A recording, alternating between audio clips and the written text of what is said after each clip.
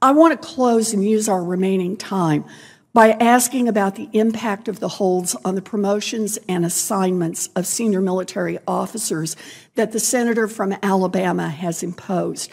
The families of these service members are held at a standstill.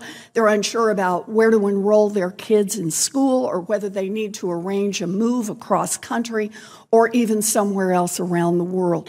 General Brown, can you just spend a minute here and talk to us about the impact that these holds are having on our military families? There's several factors that I think about as we're going through this and how we are working to mitigate the challenges associated with the holds. There's aspects of readiness and the transition in leadership, and for our young service members to know who is in the position of leadership that's qualified, has the experience to be there, and not, in some cases, putting we have strong deputies, but at the same time, they don't have the same level of experience going forward.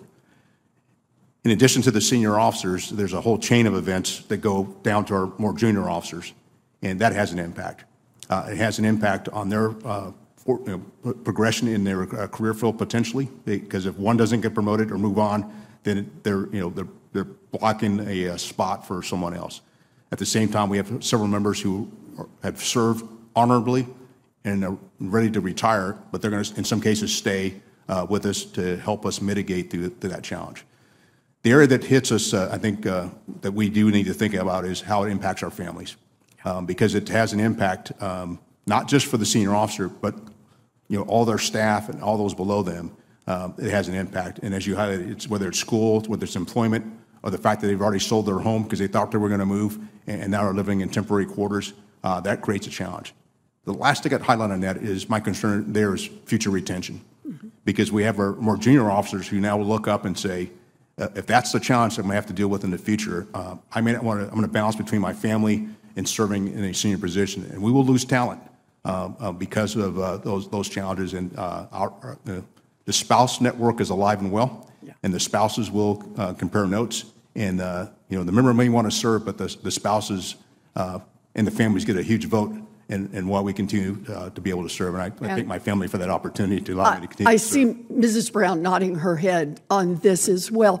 If the senator from Alabama continues his reckless action, he will soon be holding 650 leaders who have served their country honorable hostage. And as you rightly point out, that has effects on many more of the best and brightest who have volunteered to serve our nation. I heard the senator say as he concluded his questions that if there was anything he could do to help you in your actions and help the service, that he would be glad to do it.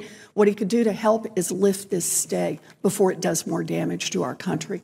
Thank you, Mr. Chairman.